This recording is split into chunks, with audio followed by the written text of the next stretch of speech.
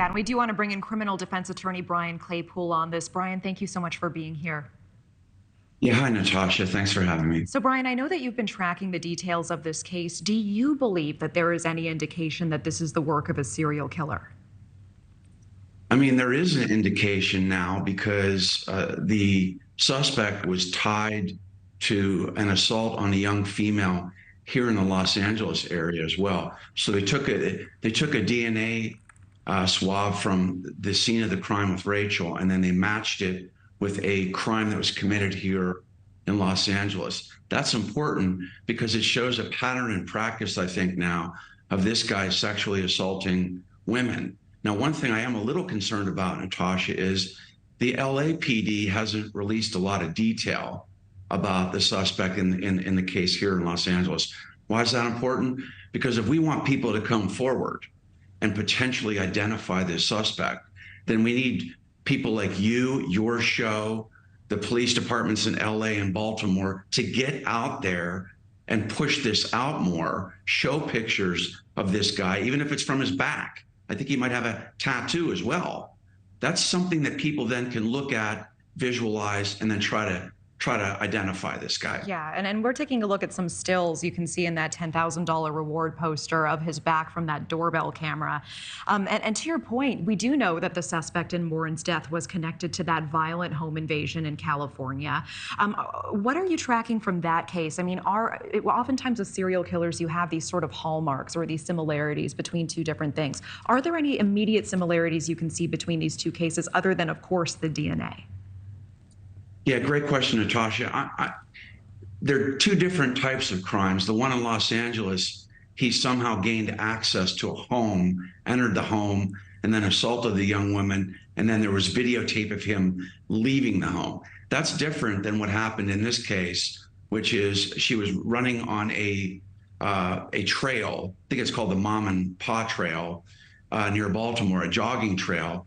And then she was assaulted in the woods nearby.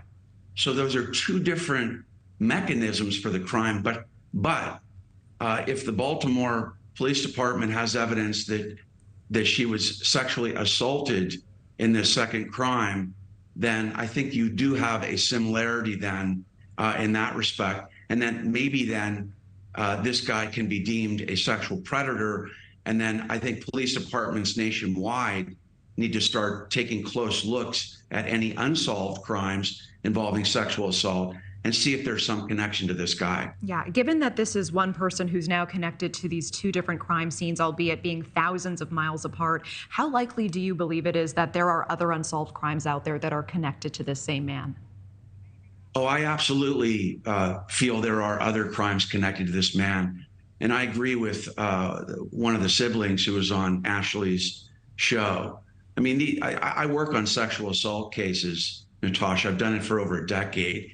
And one common thread you see is that these sexual predators strike again. It's almost like a drug in their system, and they can't live without it. And they've got to go out and do it again.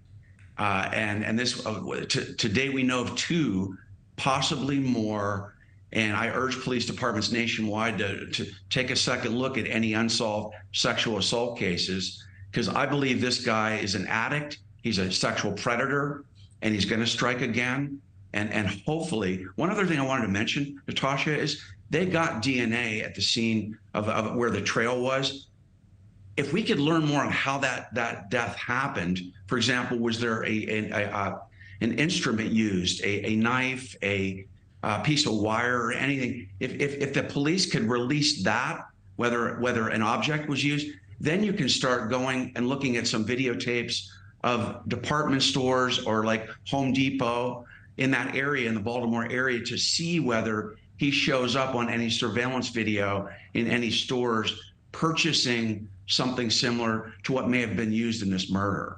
I hear you. In cases like this, right, every single detail matters, and we don't have as many of them as we would like from investigators at this point. But Brian Claypool, always appreciate your time. Thank you so much. Thank you, Natasha. Thank you for watching. Go to newsnationnow.com to find News Nation on your television provider. And don't forget to click the red subscribe button below to get more of News Nation's fact-driven, unbiased coverage.